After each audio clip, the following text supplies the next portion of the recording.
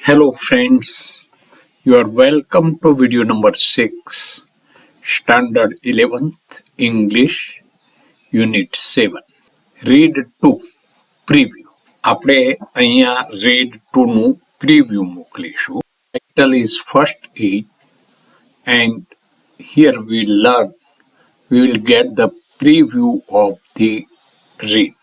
Friends, look at here. This is number 1.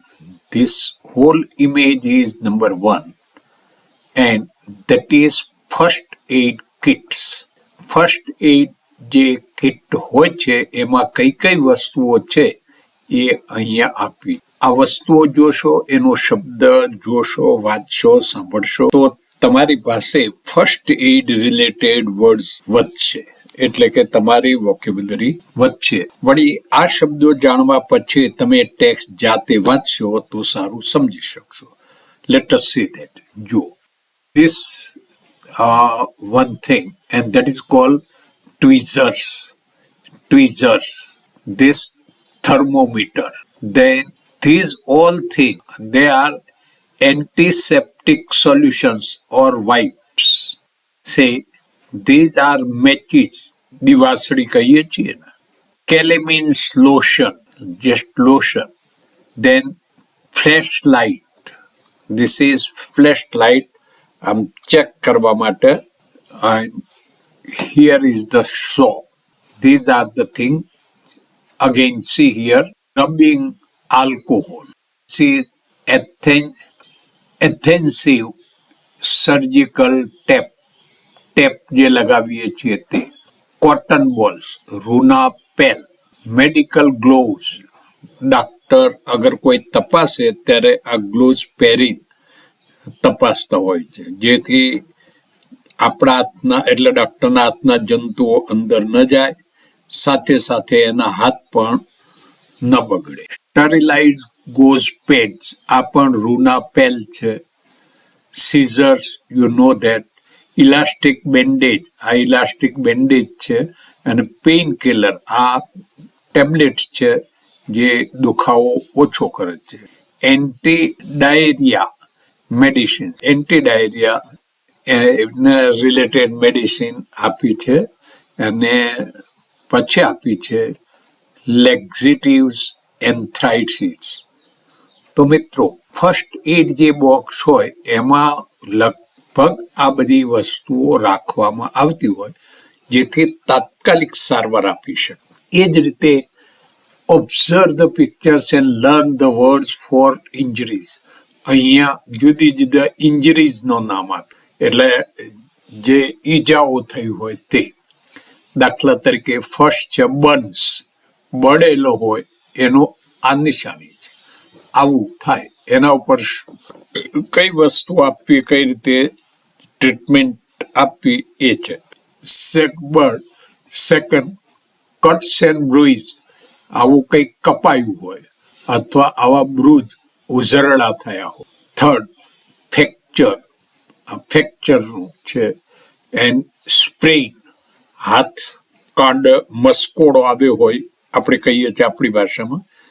5 bytes, કંઈક કરડ્યું, મચ્છર કરડ્યો હોય, જીવ જંતુ કરડ્યું, સ્નેક કરડ્યો, તો આ એની નિશાની છે. આના ઉપરથી ખ્યાલ આવે કે આ કંઈક કરડ્યું છે. અને નોઝ બ્લીડિંગ, નસકોરામાંથી લોહી નીકળે, તો આ જુદી જુદી ઈજાઓ છે અને એ વિશે. તો આ શબ્દો તમે 2-3 વખત વાંચી જાઓ. આ શબ્દોનો ઉપયોગ લેસનમાં થયેલો છે.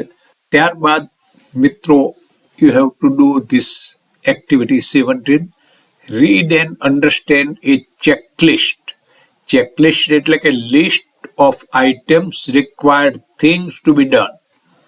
કોઈ પણ કામ એટલે ઉપાય કરવો છે તો એના માટે કઈ વસ્તુ ઓર પોઈન્ટ્સ ટુ બી કન્સિડર અથવા કયા મુદ્દાઓનો વિચાર કરવો જોઈએ એ. તો અહીંયા એક પછી એક જે અગાઉ ઇન્જરીઝ બતાવી હતી એના માટે માગ્યું છે. તમારું જેટલું જ્ઞાન હોય ગ્રુપમાં ચર્ચા કરો, તમને યાદ આવે એ લખો. કદાચ કોઈ વસ્તુ ઇંગ્લિશમાં ન યાદ આવે, ન કરી શકો તો you can write that in your mother. Now let us see one by one. Suppose generally you have to do this. Keep the injured person comfortable. પહેલો તો કોઈ પણ માણસ ઇન્જર્ડ હોય તેને વ્યવસ્થિત બેસાડો અથવા એને સુવાડો કે જે કંઈ પણ વ્યવસ્થિત position.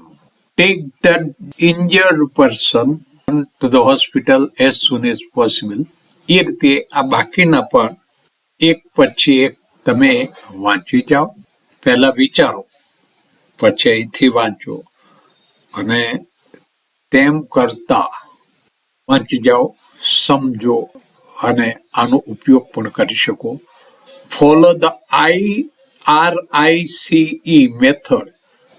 R means rest, I means ice, C means compression and E means evaluation.